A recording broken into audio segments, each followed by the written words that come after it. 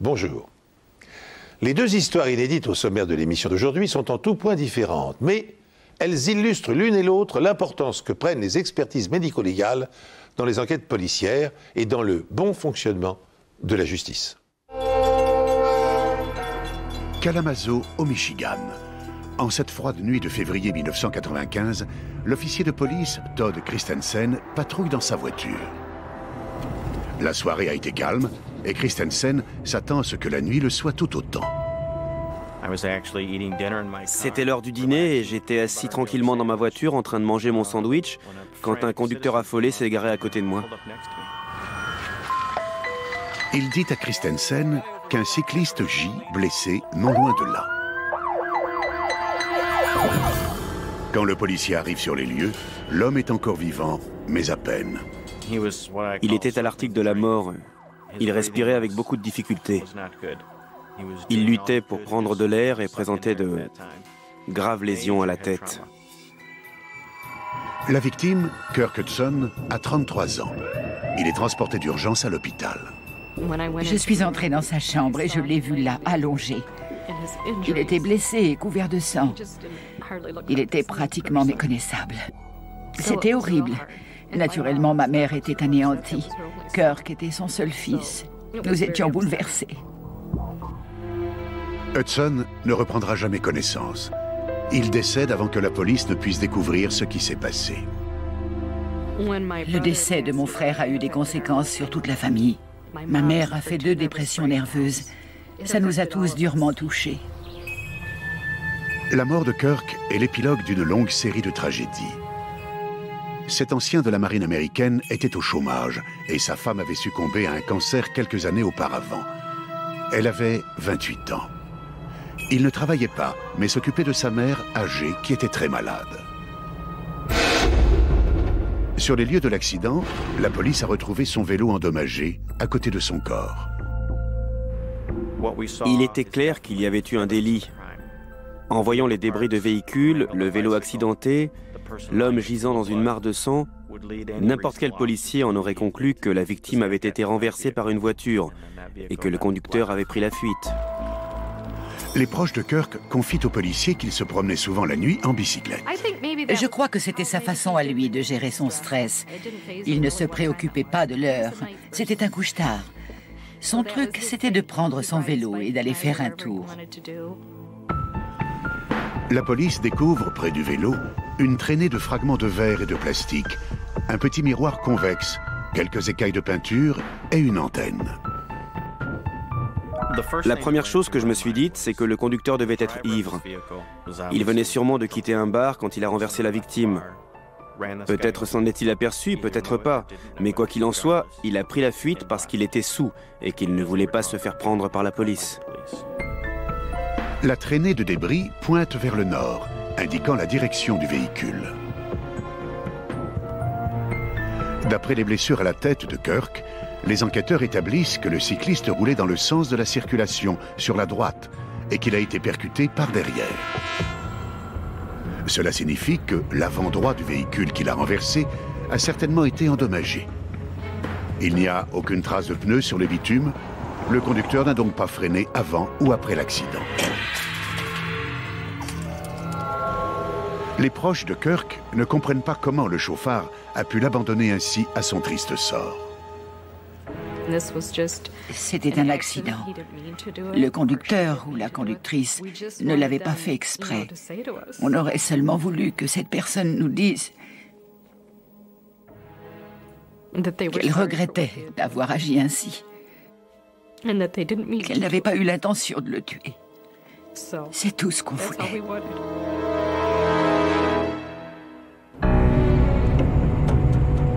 Il n'y a aucun témoin de l'accident qui a coûté la vie à Kirk Hudson. Étant donné la force de l'impact, il est difficile de croire que le conducteur ne se soit pas aperçu de ce qu'il avait fait. Comment quelqu'un avait-il pu le renverser et le laisser comme ça? Pour moi, c'était inconcevable. Je me disais, pourquoi cette personne ne s'est-elle pas arrêtée? Seuls quelques fragments d'un véhicule découvert sur le bitume permettrait éventuellement d'identifier le chauffard. On savait que les preuves matérielles retrouvées sur le verglas étaient récentes, sinon elles auraient été recouvertes de gel. Les fragments de clignotants, l'antenne, le cataphote, les morceaux de vélo, les écailles de peinture, tout cela était récent. Pour reconstituer la scène, des techniciens de la police scientifique répertorient les débris de métal et de plastique et marquent leurs emplacements sur le bitume.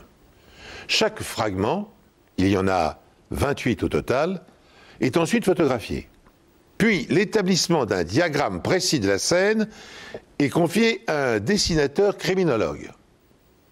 Malheureusement, il apparaît vite improbable que ces minuscules indices soient suffisants pour identifier le véhicule du chauffard et retrouver sa trace. Cette opération terminée, je ne voyais pas ce qu'on pouvait faire de plus. J'estimais à 30% les probabilités de retrouver le véhicule. J'étais assez pessimiste quant à nos chances de succès. La police a trouvé parmi les débris du véhicule des écailles de peinture. L'une d'elles est à peine plus grande qu'une pièce d'1 € et contient une mine d'informations.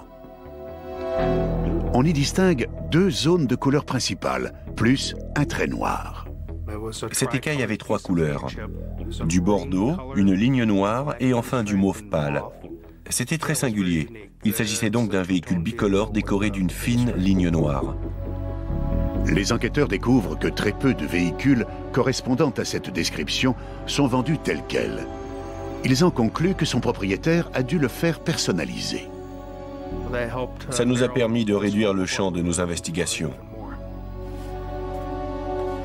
Les policiers étudient ensuite les débris de plastique orange retrouvés sur les lieux de l'accident.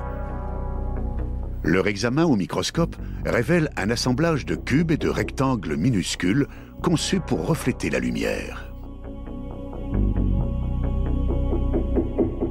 Cela signifie que ce fragment provient probablement d'un clignotant ou d'un feu de position. Puis, les policiers tentent de les assembler un par un, tel un puzzle. Certains fragments peuvent être cassés net et s'ajuster à un autre. D'autres peuvent être en dents de scie, avec des bords qui coïncident à un niveau microscopique. Voilà ce qu'on cherchait à déterminer. Sur l'un des fragments, les enquêteurs découvrent l'estampille d'un pentagramme avec une étoile à l'intérieur. Cela ressemble au logo de Chrysler Dodge. Sur un autre, on distingue ce qui pourrait être un numéro de série. L'un des fragments portait les chiffres. Si c'était bien, comme je l'espérais, le numéro de série d'un clignotant ou d'un feu de position, on allait pouvoir identifier le type de véhicule dont il provenait. Les enquêteurs rassemblent alors tous les fragments retrouvés sur les lieux de l'accident et se rendent chez un concessionnaire Chrysler Dodge. Ils rencontrent le directeur, David Johnson, qui fait alors une chose qui va bien au-delà de ses fonctions habituelles. J'avais lu dans le journal qu'un homme avait été renversé par un chauffard qui conduisait, selon la police, une fourgonnette de marque indéterminée. En parlant avec l'enquêteur, je me suis dit, ça doit être une Dodge. Johnson confirme les soupçons de la police, à savoir que ces fragments proviennent bien d'un clignotant. Il note le numéro de série et en regardant dans un ancien catalogue de pièces détachées, il découvre une autre pièce du puzzle. Ça ne faisait aucun doute. Ce clignotant provenait d'une fourgonnette Dodge. Quand j'ai vu l'écaille de peinture et l'antenne, j'ai tout de suite su qu'il s'agissait d'un utilitaire personnalisé, car ces éléments ne sont pas standards. C'est maintenant une certitude. La fourgonnette qui a provoqué l'accident mortel a bien été personnalisée au goût de son propriétaire. David Johnson confirme ensuite aux enquêteurs que le clignotant endommagé provient d'une Dodge Ram, un modèle fabriqué par Chrysler entre 1986 et 1993. L'examen approfondi du petit miroir découvert sur la chaussée fournit une précision importante. Cet article, vendu en option, n'a été disponible que pendant 2 ans, de 86 à 87. La police connaît maintenant la marque et le modèle du véhicule ainsi que la période au cours de laquelle il a été fabriqué. Il fallait le retrouver le plus vite possible. La rapidité est un élément clé dans ce genre d'affaires. Il ne fallait surtout pas que ce véhicule reste dans la nature trop longtemps. Mais il y a un problème. Dans la seule ville de Kalamazoo, des centaines de véhicules correspondent à cette description et des dizaines de milliers sur l'ensemble du territoire américain. Le conducteur et sa fourgonnette peuvent donc se trouver n'importe où.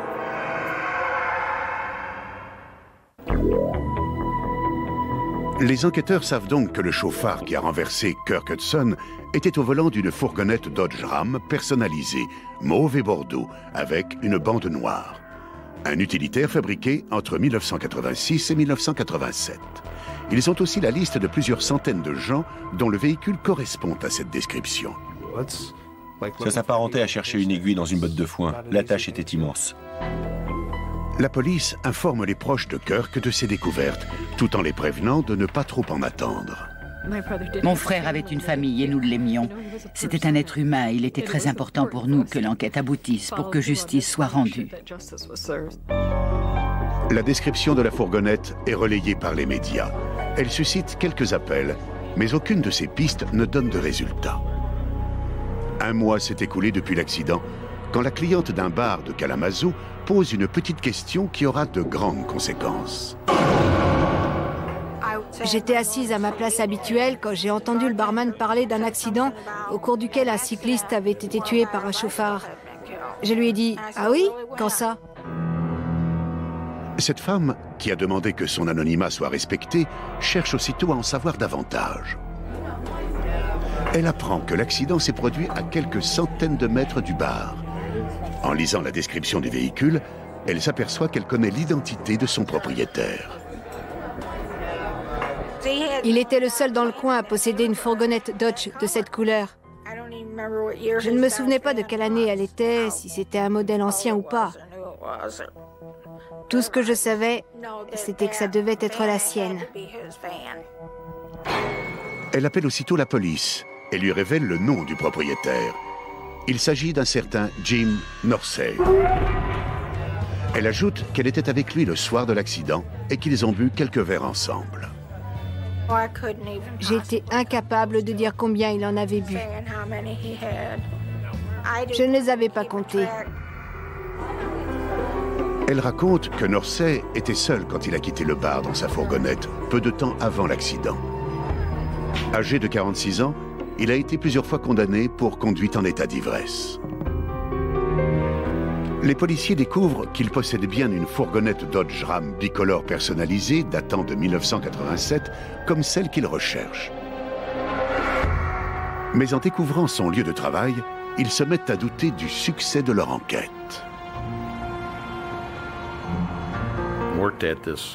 Il était employé dans une casse qui recycle les voitures. On craignait qu'il les détruite et qu'elles soient en milliers de pièces éparpillées sur des centaines de mètres carrés. Les enquêteurs se précipitent chez Norsey et découvrent les fenêtres de son garage obscurcies par des serviettes et des sacs poubelles. On ne pouvait pas voir à l'intérieur, ce qui est inhabituel pour un garage. Ça n'a fait que piquer ma curiosité un peu plus. Les policiers questionnent Jim Norsey, mais il nie toute implication dans l'accident. En revanche, il déclare que sa femme avait eu une collision quelques semaines auparavant alors qu'elle conduisait la fourgonnette. Il était clair que ce véhicule avait eu un accident. L'un des blocs de feu avant était sur le point d'être remplacé et pendait à un fil. Les enquêteurs sont confrontés à un problème.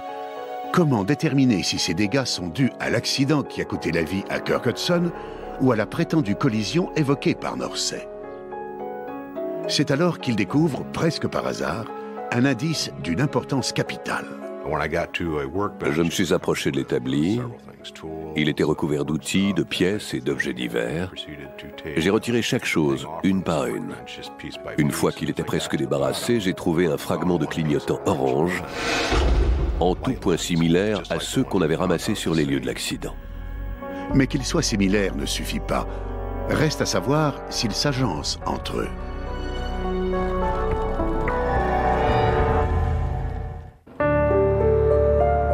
Jim Norsey nie avoir renversé Kirk Hudson avec sa fourgonnette, mais la police confisque le véhicule et le soumet à une batterie de tests. D'abord, on l'a passé au luminol pour faire apparaître toute trace de sang éventuelle. Puis on l'a inspecté dans l'espoir de trouver les cheveux de la victime ou des fibres de ses vêtements. Plus d'un mois s'est écoulé depuis l'accident et la police ne trouve aucune preuve biologique établissant un lien entre la fourgonnette incriminée et la victime. Faute de mieux, les enquêteurs se tournent alors vers des indices matériels. Ils prélèvent un échantillon de peinture sur la fourgonnette et le comparent aux écailles découvertes sur les lieux du drame. Leur couleur et leur composition chimique sont parfaitement identiques. Le laboratoire de la police scientifique a établi la similitude entre l'échantillon de peinture du véhicule et les écailles. Puis, les enquêteurs se penchent sur l'éclat de plastique trouvé sur l'établi de Norsay. Comme si c'était un puzzle, ils tentent de l'insérer dans le bout de clignotant reconstitué avec les fragments ramassés sur le bitume. Aussi incroyable que ça puisse paraître, il s'y emboîte parfaitement. Chaque fragment d'un clignotant qui se brise est unique. Ça équivalait à trouver des empreintes. Aucun doute ne subsistait. Ce fragment est la clé de l'affaire. Il prouve que Jim Norsay a démonté du véhicule ce qui restait du clignotant endommagé et a posé provisoirement les débris sur son établi. Quand il les a pris pour les jeter, il a laissé par mégarde cet éclat de plastique accusateur.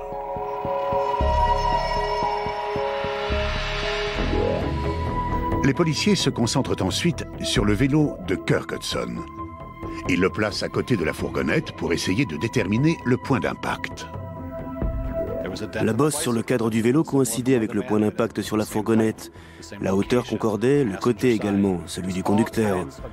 Toutes les pièces du puzzle s'emboîtaient parfaitement. J'ai vu que les dégâts sur la bicyclette concordaient parfaitement avec l'état de la fourgonnette. Le feu de position était à la hauteur de la selle. La peinture de la carrosserie était identique à celle des écailles, sans oublier l'antenne. J'ai eu l'agréable sentiment qu'on avait fait notre travail. On avait retrouvé le véhicule.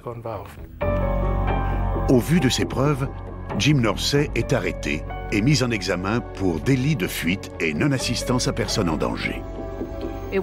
On a été soulagés d'apprendre le nom du coupable. C'était extrêmement important. Connaître son identité allait nous permettre de faire notre deuil. Le procureur propose à Norsay d'alléger sa peine en plaidant coupable, mais ce dernier refuse catégoriquement. Ses avocats sont convaincus que l'assemblage des fragments de plastique réalisés par la police scientifique et quelques écailles de peinture ne suffiront pas à convaincre un jury. L'accusation a un handicap majeur. Personne n'a vu Norsay au volant de sa fourgonnette. Le procureur n'a que quelques preuves matérielles pour établir le lien entre son véhicule et l'accident. Quand il n'existe aucun témoin, il est très difficile pour un juré de se faire une opinion de ce qu'on avance sans avoir pris connaissance de toutes les preuves. Lors du procès, le procureur explique inlassablement aux jurés comment la police, grâce à l'expertise des indices matériels, est parvenue à établir ses conclusions.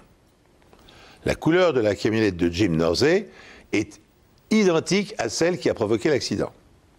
Son aile avant a été endommagée et réparée. Le feu est mal fixé. Enfin, le rétroviseur droit a l'air plus neuf que les autres accessoires du véhicule.